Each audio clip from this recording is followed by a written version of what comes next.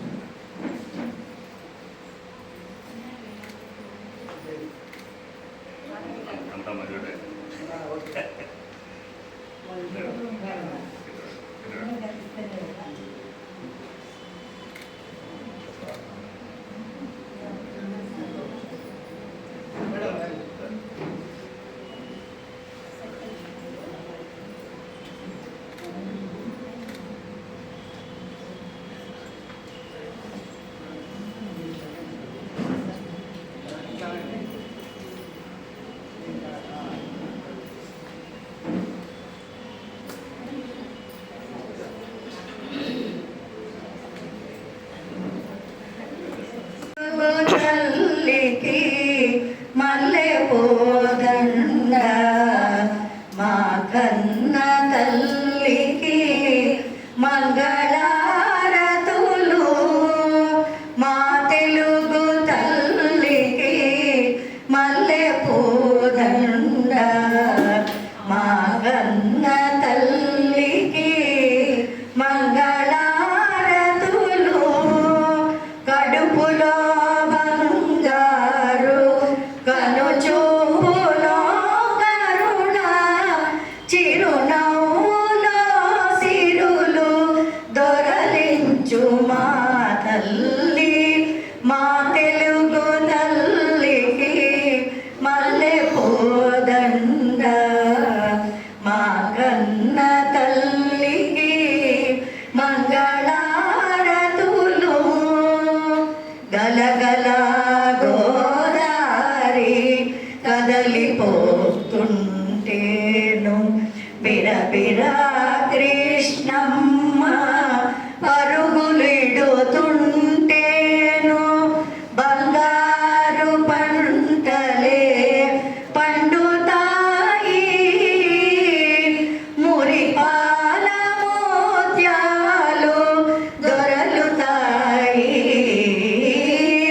మా తెలుగు తల్లికి మల్లె పోదండ మా కన్న తల్లికి మంగళారతులు. అమరావతి గుహల అపరూప శిల్పాలు, త్యాగయ్య గొంతులో తారాడు నాదాలు, తిక్కయ్య కలములో తీయందనాలు, నిత్యమై నిఖిలమై నిలిచె ఉండేదాకా రుద్రమ్మ భుజ శక్తి, మల్లమ్మ పతి భక్తి, తిమ్మర సుధీయుక్తి, కృష్ణరాయల కీర్తి, మా చెవులు రింగుమని మారు మ్రోగేదాకా నీ పాటలే పాడుతా, నీ ఆటలే ఆడుతా. జై తెలుగు తల్లి, జై తెలుగు తల్లి, జై తెలుగు తల్లి.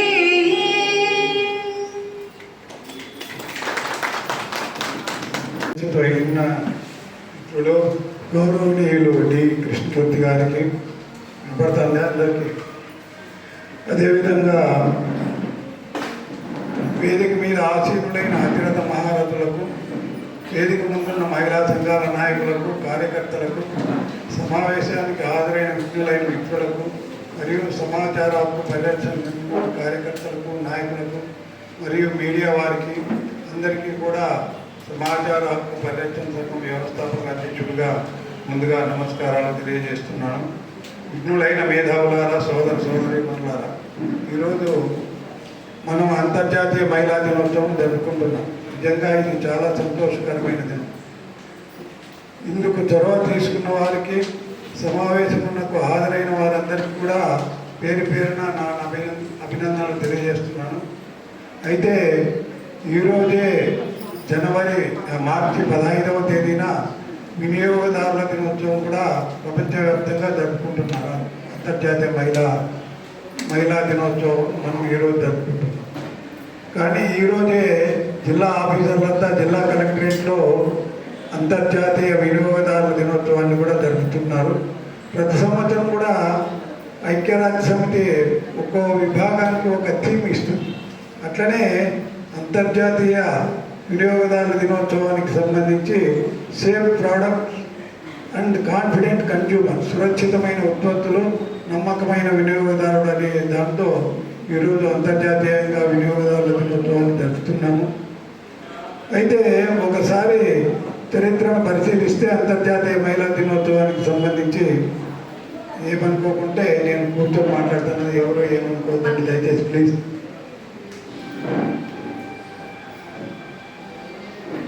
ఒకసారి అంతర్జాతీయ చరిత్రను పరిశీలిస్తే అంతర్జాతీయ మహిళా దినోత్సవం మొదట 20వ శతాబ్ద ప్రారంభంలో అనగా 1900 చివరిలో ఉత్తర అమెరికా, ఐరోపా దేశాల్లోని కార్మిక ఉద్యమాల నుండి ఉద్భవించింది. మహిళలకు సమాన హక్కులు, ఓటు హక్కు, మంచి పని పరిస్థితుల కోసం జరిగిన ఉద్యమాల్లో ఇది భాగమైంది. 1910లో జర్మన్ సోషలిస్టు నాయకురాలు క్లారా జిట్కిన్ కోపెన్హాగన్లో జరిగిన అంతర్జాతీయ మహిళా సమావేశంలో ఈ ఆలోచనను ముందుకు తెచ్చారు. 1911 మార్చి 8వ తేదీ మొదటిసారి అంతర్జాతీయ మహిళా దినోత్సవం జరిగింది. 1960-70లలో అంతర్జాతీయ మహిళా ఉద్యమం బలపడింది. ఐక్యరాజ్య సమితి ఈ ఉద్యమాన్ని మరింత బలోపేతం చేయడానికి ప్రపంచవ్యాప్తంగా 4 ప్రపంచ మహిళా సమావేశాలు నిర్వహించడం జరిగింది. మహిళల హక్కులు, మహిళల రాజకీయాల్లో పాల్గొనడం, ఆర్థిక స్వాతంత్రం కోసం ప్రపంచవ్యాప్తంగా మద్దతు కల్పించాలనే లక్ష్యంతో 1975లో ఈ దినాన్ని జరుపుకోవడం ప్రారంభించింది. ఇది అభివృద్ధి చెందుతున్న దేశాల మహిళలందరికీ ఒక గ్లోబల్ పాయింట్గా మారింది. అయితే ఈ దినాన్ని మహిళా సమానత్వం, హక్కులు మరియు శాంతి కోసం ప్రపంచవ్యాప్త క్యాంపైన్గా 1975 నుండి ప్రతి సంవత్సరం మార్చి 8న ప్రపంచవ్యాప్తంగా జరుపుకుంటున్నారు. ఇది చారిత్రక హక్కుల ఉద్యమాల నుండి మొదలై గ్లోబల్ స్థాయికి ఎదిగింది.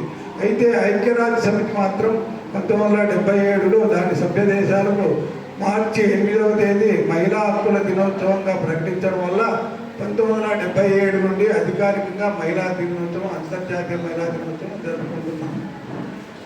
అయితే ఈ అంతర్జాతీయ మహిళా దినోత్సవం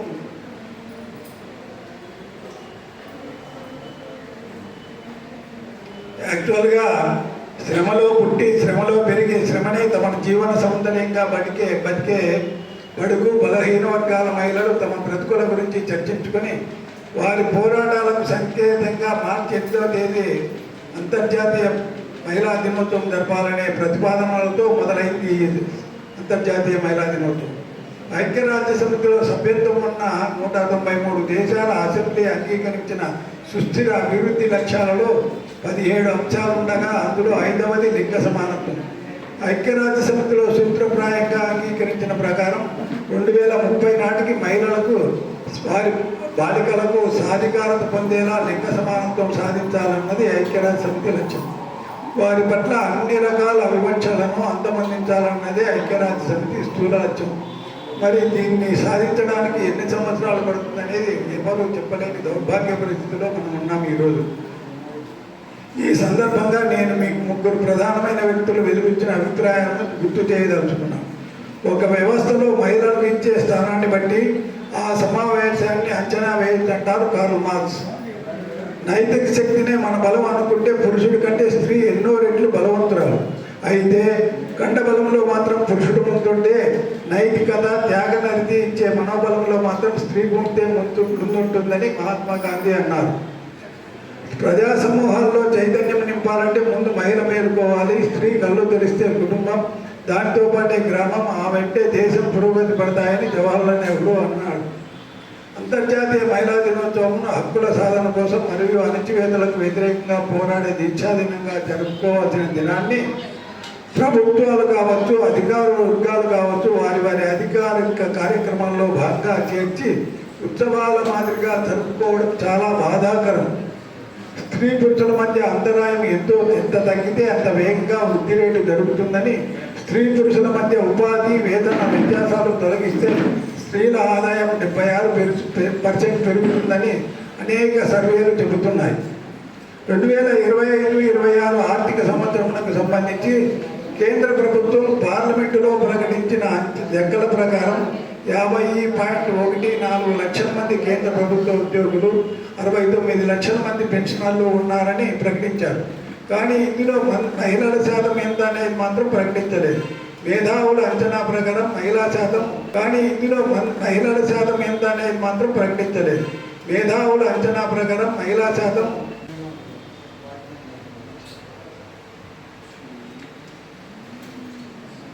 మహిళా కమిటీ అడ్వకేట్ న్యాయ సలహాదారుడు శ్రీమతి భాగ్య గారిని వేదిక మీదకి రావాల్సిందిగా సగౌరవంగా ఆహ్వానిస్తున్నాను.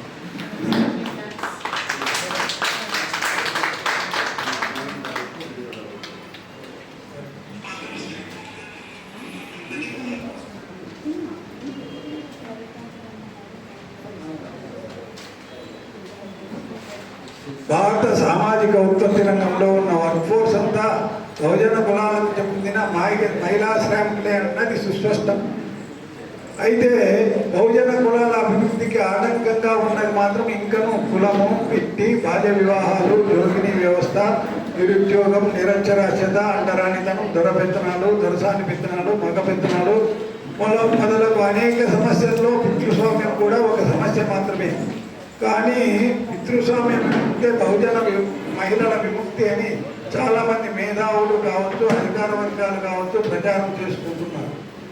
ఉత్పత్తి రంగంలో, పరిశ్రమలలో పనిచేసే బహుజన మహిళలకు చదువులు ఎందుకు లేవు, మెరుగైన జీవితాలు ఎందుకు లేవు, ఉద్యోగాలు ఎందుకు లేవు, హక్కులు ఎందుకు లేవు అనేది చర్చ జరగాలి, చర్చించాలి. కానీ దానిపై మాత్రం పాలక వర్గాలు నేటికి చర్చించవు. ప్రతి లిస్టెడ్ కంపెనీలో కూడా కనీసం ఒక మహిళా డైరెక్టర్ అయినా తప్పనిసరిగా ఉండాలని, లేకపోతే జరిమానా తప్పదని స్టాక్ మార్కెట్ నియంత్రణ సంస్థ సెబీ ఆదేశించింది. దీంతో కొన్ని కంపెనీలు ప్రమోటర్ల కుటుంబ సభ్యుల్ని తమ కంపెనీల బోర్డుల డైరెక్టర్లలో ఒక సభ్యునిగా మాత్రం చేర్చుకోవడం జరిగింది. మహిళా సాధికారిత అనగా మహిళలు సామాజిక, ఆర్థిక, రాజకీయ, సాంస్కృతిక, వ్యక్తిగత విషయాల్లో పురుషులతో సమానంగా స్వశక్తితో, ఆత్మవిశ్వాసంతో తమ అభీష్టం మేరకు నిర్ణయీకరణ శక్తి కలిగి ఉండడం మరియు సమాజంలో ఎటువంటి వివక్షలు లేకుండా అన్ని రంగాల్లో సమాన అవకాశాలు కల్పించి వాటిని అందిపుచ్చుకోవడానికి రాజ్యాంగ చట్టబద్ధ హక్కులను, అధికారాలను కల్పించడం మహిళా సాధికారత అంటారు. మహిళా సాధికారత 5 రకాలు.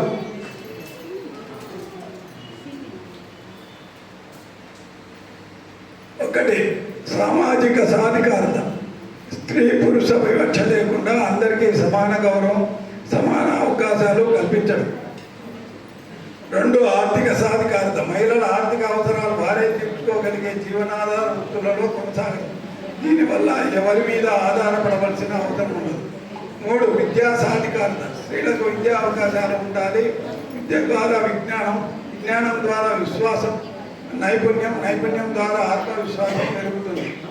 రాజకీయ సాధికారత. రాజకీయ అధికారాలలోనూ పరిపాలనలోనూ స్త్రీలకు సమాన అవకాశాలు కల్పించాలి.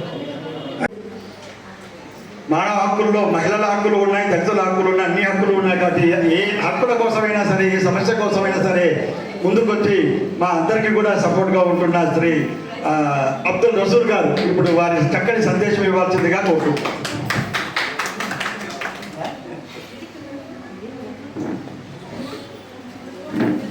వేదిక మీద ఉన్న పెద్దలు, గౌరవనీయులు, ఇవాటి అంతర్జాతీయ మహిళా దినోత్సవం సమావేశం హాజరైనటువంటి సోదరిని మనులు, మిత్రులు అందరికీ వందనాలు. అదేవిధంగా అంతర్జాతీయ మహిళా దినోత్సవ శుభాకాంక్షలు. మిత్రులారా, అంతర్జాతీయ దినోత్సవం అన్నది అది ఊరికనే రాలే. అంటే దాదాపుగా ఒక 115 సంవత్సరాల క్రితం ఒక బలమైనటువంటి మహిళా ఉద్యమాలు జరిగాయి ప్రపంచవ్యాప్తంగా. అంటే సమాన హక్కుల కోసం, మెరుగైన జీవనం కోసం, సమాన పనికి సమాన వేతనమని, సమాజంలో అందరితో సమానంగా జీవించేటట్టు అవకాశం కల్పించాలని మహిళలు చేసినటువంటి ఒక బలమైనటువంటి పోరాటం వల్ల 1909లో ప్రపంచ దేశాలు వాటిని గుర్తించి ఒక అంతర్జాతీయ మహిళా దినోత్సవంగా ప్రపంచవ్యాప్తంగా జరుపుకోవాలని చెప్పి నిర్ణయించడం జరిగింది. మరి కేవలం ఒక రోజు అది జరుపుకోవడం ద్వారా అది అయిపోతుందా అంటే ఆ రకంగా అయిపోతుంది. అంటే సంవత్సరంలో ఒక రోజు కాకుండా సంవత్సరం మొత్తం కూడా జరపాల్సినటువంటి అవసరం. అంటే ఇదే అంశంలో చాలామంది చాలా పుస్తకాలు రాశారు. ఉమెన్ ఎంపవర్మెంట్, మహిళా సాధికారిత అన్నటువంటి చాలా పుస్తకాలు వచ్చాయి. అంటే ఇది పుస్తకానికి పరిమితం కాకుండా వాస్తవంలో సమాజంలో జరుగుతున్నటువంటి అనేక విషయాల్ని దృష్టిలో ఉంచుకొని మహిళలు తమకున్నటువంటి హక్కుల్ని సాధించుకోవాల్సినటువంటి అవసరం. అదేవిధంగా మిత్రులారా, మహిళా సాధికారిత అన్నటువంటిది ఏంటంటే మహిళలు ఎవరైనా సరే ఒక నిర్ణయాన్ని తీసుకునేటటువంటి ముందు ఎవరి సహాయ సహకారాలు, ఆలోచనలు, వాళ్ళ యొక్క సూచనలు అవసరం లేదు. అంటే తామే స్వతంత్రంగా కొన్ని నిర్ణయాలు తీసుకోగలిగినటువంటి స్థాయికి వాళ్ళు ఎదగడం. అంటే ఇవాళ ప్రపంచంలో చాలా దేశాల్లో ప్రధానులుగా, ప్రెసిడెంట్లుగా, మరి చాలా రంగాల్లో ఒక ఉన్నతమైనటువంటి స్థాయిలో ఇవాళ మహిళలే ఉంటూ ఉన్నారు. అంటే ఈ స్థాయికి మనం రీచ్ కావాలంటే ఒక సెల్ఫ్ కాన్ఫిడెన్స్ అన్నటువంటిది చాలా ముఖ్యం. వాటితో పాటు విద్య, శారీరకంగా, మానసికంగా ఒక స్టెబిలిటీ, అంటే ఇది సమస్యను నేను సాధించగలను అన్నటువంటిది వాళ్ళు ఉండగలిగితే అతి ఖచ్చితంగా దాన్ని సాధించగలం. కాబట్టి ఆ విధానాన్ని మనం అలవర్చుకోవాలి. కానీ మన హక్కుల్ని కూడా అదే కోణంలోనే సాధించుకోవాలి. అంటే ఇవాళ దేశంలో మహిళలకు చట్టసభల్లో 33% రిజర్వేషన్లు కల్పిస్తామని చెప్పి సెప్టెంబర్ 2023లో లోక్సభ, రాజ్యసభలో బిల్లులు పెట్టి అవి పాస్ చేశారు.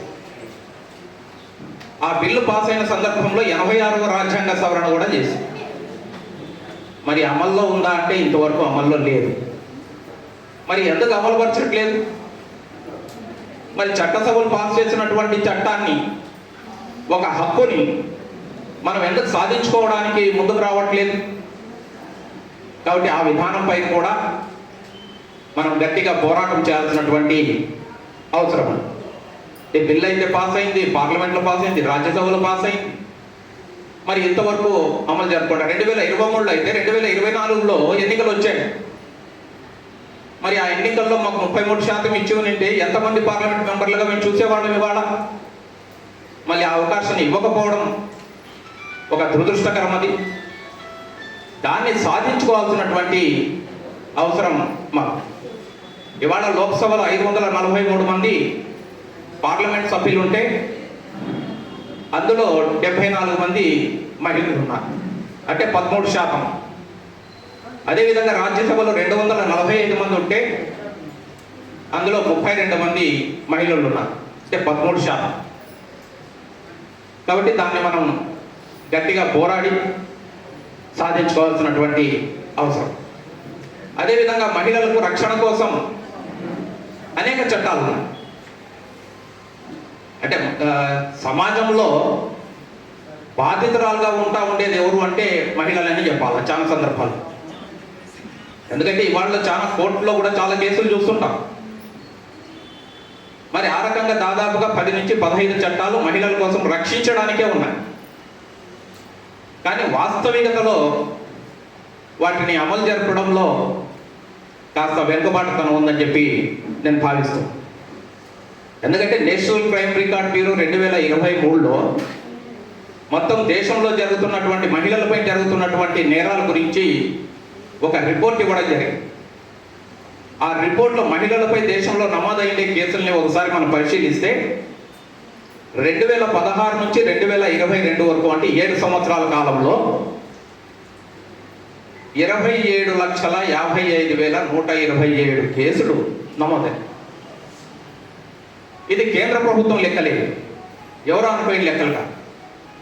మరి ఇన్ని చట్టాలు ఉన్నప్పటికీ కూడా మరి ఎందుకు ఇన్ని నేరాలు పెరిగిపోతున్నాయి మహిళల పైన? ఇవాళ మహిళల కోసమే ఒక ప్రత్యేకమైనటువంటి కోర్టు పెట్టాల్సినటువంటి పరిస్థితి ఎందుకు వస్తూ ఉంది? అనంతపురంలోనే మహిళల కోసం ప్రత్యేకంగా 2 కోర్టులు ఉన్నాయి ఇవాళ. మరి ఎందుకు ఆ రకంగా వస్తూ ఉంది అని చెప్పి మనం ఒకసారి పరిశీలించాల్సినటువంటి అవసరం ఉంది మిత్రుల. అదేవిధంగా పోక్సో చట్టం, protection of child from sexual offences అని చెప్పి 2012లో ఒక చట్టం వచ్చింది.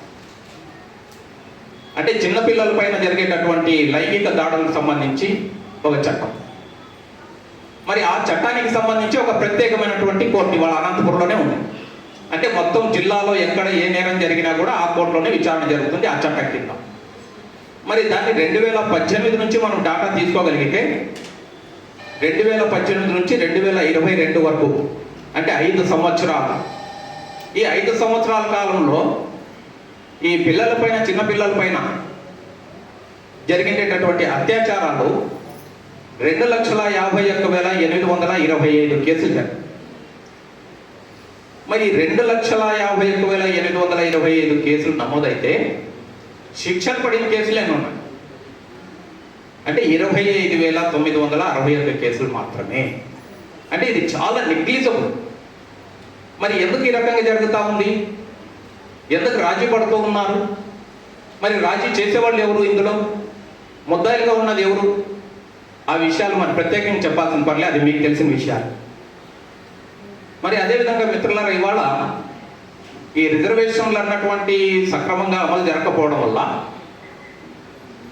సుప్రీంకోర్టులో 33 మంది జడ్జిలు పనిచేస్తున్నారు. 33 మంది జడ్జిలు పనిచేస్తామంటే అందులో కేవలం ఒకే ఒక్క మహిళా జడ్జి గారు, నాగరత్న గారు, జస్టిస్ నాగరత్న గారు. కాకపోతే ఒక అదృష్టం ఏమంటే 2027 సంవత్సరంలో కాబోయే భారత ప్రధాన న్యాయమూర్తి జస్టిస్ నాగరత్న గారు. అది ఒక గొప్ప విషయం. ఎందుకంటే మొట్టమొదటి చీఫ్ జస్టిస్ అవుతున్నారు. ఇంతవరకు మహిళలు ఎవరు చీఫ్ జస్టిస్ కాలే భారతదేశానికి. మరి అదేవిధంగా దేశంలో ఉండేటటువంటి ఒక 25 హైకోర్టులని మనం దృష్టిలో పెట్టుకొని చూస్తే 814 మంది జడ్జిలు పనిచేస్తున్నారు 25 హైకోర్టులు మొత్తం దేశమంతా. అందులో మహిళలు కేవలం 116 మంది జడ్జిలుగా ఉంటారు. అంటే మరి సంఖ్యారీత్యా చూసినప్పుడు చాలా తక్కువ. అదేవిధంగా మొట్టమొదటి మహిళా జడ్జి అన్నే చాందీ గారు 1959లో ఆమె హైకోర్టు జడ్జి అయ్యారు. అంటే 59లో హైకోర్టు జడ్జి కావడానికంటే ముందు 1937లో ఆమె మున్సిఫ్గా సెలెక్ట్ అయ్యారు. అంటే 1937లో మున్సిఫ్గా జాయిన్ అయ్యి 1959లో హైకోర్టు జడ్జి కాగలిగారు. అంటే మొట్టమొదటి మహిళా న్యాయమూర్తి ఆమె. ఆమె తర్వాత 1989లో మొట్టమొదటి సుప్రీంకోర్టు జడ్జి ఫాతిమా బీబీ. అంతవరకు మహిళలు లేరు, సుప్రీంకోర్టులో మహిళలే లేరు జడ్జిలుగా. కాబట్టి ఇలాంటివి అనేక సంఘటనలు ఉన్నాయి. మనం పరిశీలిస్తూ పోతే మరి ఇవాళ సమాచార హక్కు పరిరక్షణ సంఘం అధ్యక్షులైనటువంటి వన్నూరప్ప గారు కూడా ఒకసారి పరిశీలించి మహిళా సాధికారత అన్నటువంటిది అవసరం కదా, మరి అన్ని రంగాల్లో మేమే ఉండి మేమే చెప్తే ఏముంటుంది అని చెప్పి మహిళల కోసమే ఒక సపరేట్ వింగ్ని ఈ సమాచార హక్కు చట్టంలో మిమ్మల్ని ఏర్పాటు చేయడం జరిగింది. ఏర్పాటు చేసి ఏమన్నారు, మొత్తం ఈ సమస్య అంతా మీరే చూడండి, మీరే పరిశీలించండి, మీరే చేసుకోండి. అంటే అవి మీరు చేసుకోగలరు అని, చేయగలరు అని, ఆ స్థాయి మీకు ఉంది అని చెప్పి వనరప్ప గారు చేయడం ఆయన ఎంతో అభినందించే విషయం అది. కాబట్టి ఇదే విధంగా మాట్లాడుతూ పోతే ఇంకా చాలా విషయాలు ఉన్నాయి. ఇంకా కొంతమంది వక్తలు ఉన్నారు కాబట్టి మరొకసారి మీతో మళ్ళీ మాట్లాడుకోవడానికి ప్రయత్నం చేస్తాను. కాబట్టి ఈ అవకాశం నాకు కల్పించినటువంటి మిత్రులందరికీ ధన్యవాదాలు తెలియజేస్తాను.